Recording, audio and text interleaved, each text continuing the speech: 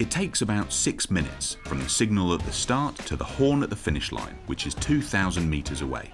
Rowing is an endurance sport, but with more than 200 strokes per race, there are multiple ways to win or lose.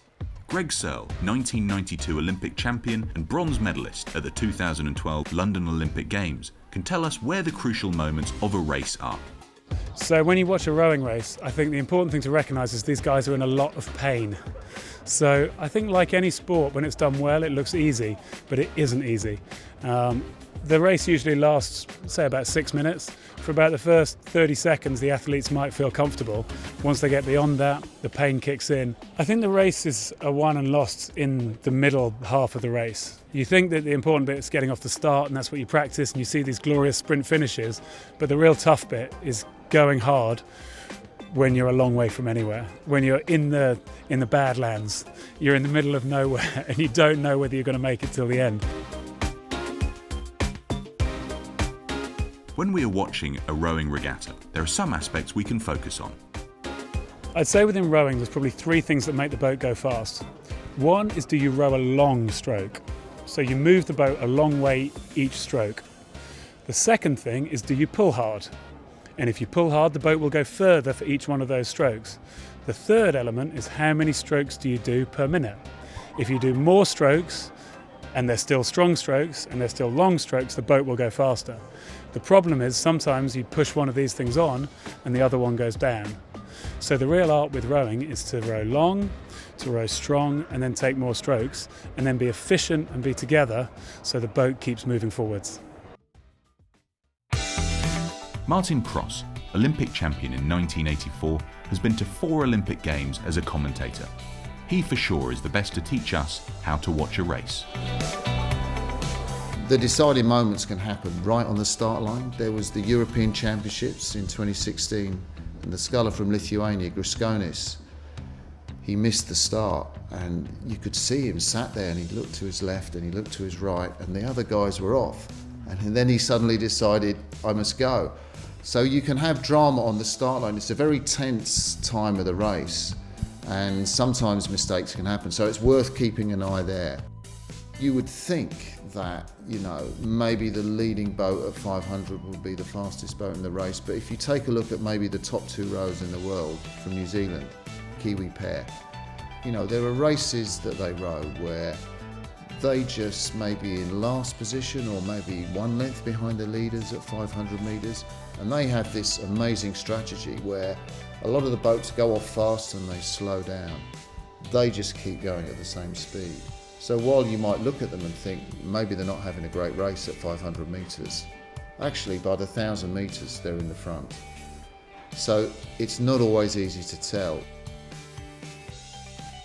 And I also think with that thing of who's in the lead, there are examples in the smaller boats. And I'm thinking now of a great battle between Kim Crow and Emma Twigg in the women's single sculls, I think in the Sydney World Cup.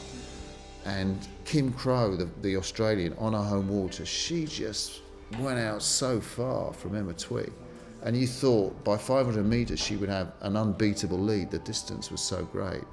But over the course of the race, the New Zealander caught her back, and finally, so a lead at 500 metres doesn't always mean that much. If you want to see who's in the lead, there's a little tip there, because you maybe can't tell the rowers, but the coxswain you can tell. And so, because if the 8's in the lead, you just look for where the coxswain is, and that tells you which boat's in the front. So when you're looking at this great shot, I call it the money shot because it just shows rowing off fantastically. Take a look for where the coxswain is, and the furthest up coxswain, their boat's in the lead.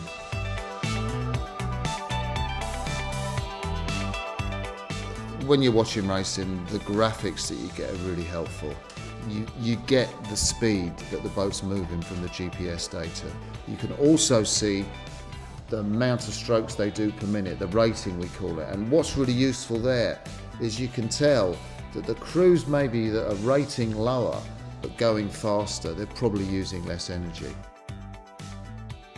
And quite often in rowing you'll see people put a lot of effort in, and sometimes that can make the stern of the boat bounce.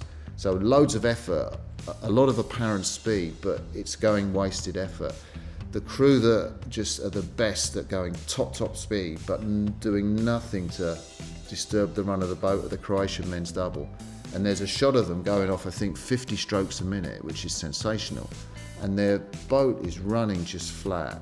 So a great way to look at a race is just check what is the stern doing.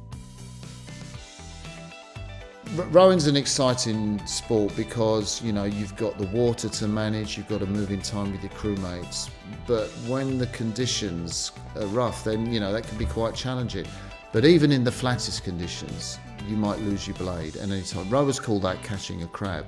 And it can happen at the most crucial of moments. So in the World Championship final of 2011, the German three-man, Lawrence Schuf, and I think he just looked and he just lost concentration. His blade caught the water, it spun out of his hand, it lost it, it stopped the boat, and the Australians came through to win.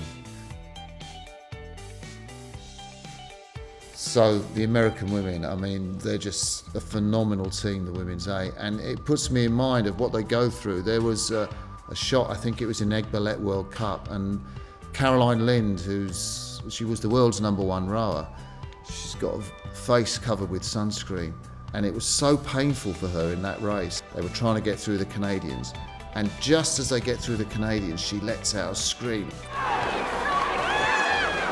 She really wants to push away, and it's a very dramatic moment, and rarely do you see expressions on the faces of rowers. Normally they just try to keep impassive, but there you see the passion and the pain and the power all in one shot. It's fantastic.